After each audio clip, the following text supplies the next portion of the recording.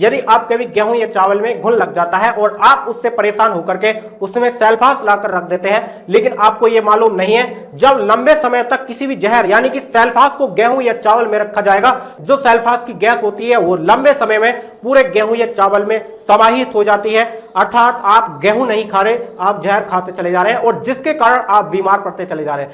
लेकिन अब आपको जहर खाने की आवश्यकता नहीं, क्योंकि मैं आज आपको एक ऐसा घरेलू नुस्खा बताने वाला हूं जो हमारे घर के 20-30 सालों से करते आए हैं, हमारे गेहूं में आज तक का रिकॉर्ड है, घुन नहीं लगा है। वही जानकारी आज आपको मैं 20-30 सालों का अनुभव शेयर करने वाला हूं, बस इस वीडियो को पूरा देखते रहना। तो देखिए, सबसे पहले लेकर आने हैं आपको नीम के पत्ते, और आपको कम से कम इतने पत्ते लेकर आने हैं कि वो सूखने के बाद 1 किलो रह जाने चाहिए। नीम में एक विशेष प्रकार की अद्भुत क्षमता होती है, अर्थात उसमें ऐसा रसायन पाया जाता है कि अगर हमारी जब गेहूं की टंकी होती है उसमें कहीं से घुन आ भी जाता है, यदि अंडे भी दे जाता है, तो उन अंडों को मारने की नीम में ऐसी क्षमता होती है।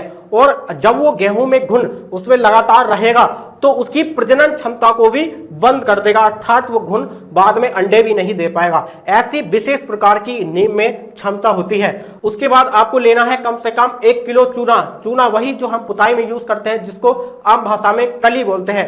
चूना बुझा नहीं होना चाहिए, चूना डेली वाला होना चाहिए, ठीक। तो आपको 1 किलो चूना ले लेना है और 100 से 200 ग्राम आपको लेने हैं तेज पत्ता, और कम से कम 50 ग्राम लेने हैं आपको लौंग, और उसके बाद 200 से 300 ग्राम लेना है आपको लहसुन।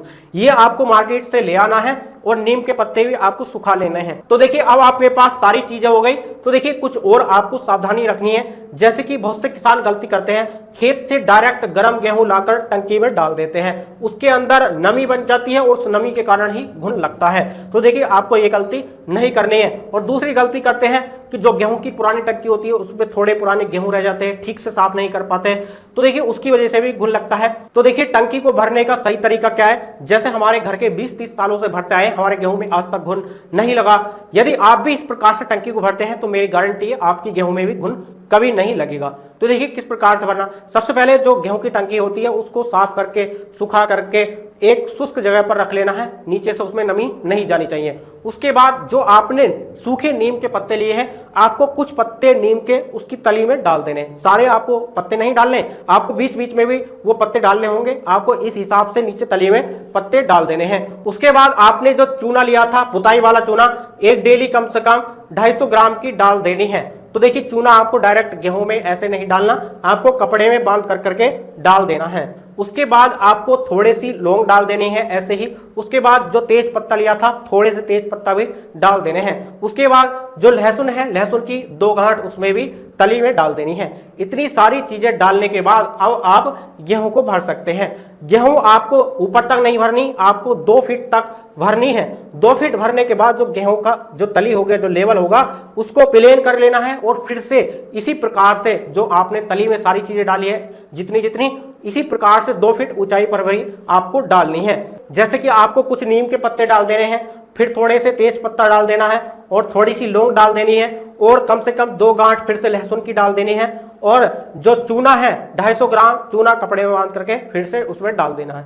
फिर आपको गेहूं भरनी है। इस प्रकार से बीच बीच में यदि आप 3-4 जगह पर यह प्रक्रिया आप अपना लेते हैं, और फिर लास्ट में जो जब टंकी को बंद करना होता है, उस ढक्कन को सही तरीके से बंद कर देते हैं, अर्थात उसके अंदर जो गैस निकलेगी वो गैस पूरी तरीके से उसके अंदर बंद होनी चाहिए, यानी कि उसकी गैस यदि टंकी से बाहर नहीं गई इन सारी चीजों की, तो मेरी गारंटी आपके गेहूं कभी नहीं घुनेंगे। तो देखिए, लहसुन की भी एक विशेषता होती है, उसमें एलिसिन और सल्फर जैसे तत्व पाए जाते हैं, अर्थात उसके अंदर ऐसी अद्भुत क्षमता होती है, यदि टंकी में कहीं से घुन आ जाता है और अंडे देता है, तो सबसे पहले तो उन अंडों को घुन में नहीं बदलने देता, मतलब वो अंडे मर जाएंगे, और धीरे धीरे वो घुन टंकी में रहेगा तो उसकी प्रजनन क्षमता अर्थात अंडे देने की क्षमता भी उसकी बंद हो जाएगी, और कुछ दिनों बाद वो भी मर जाएगा।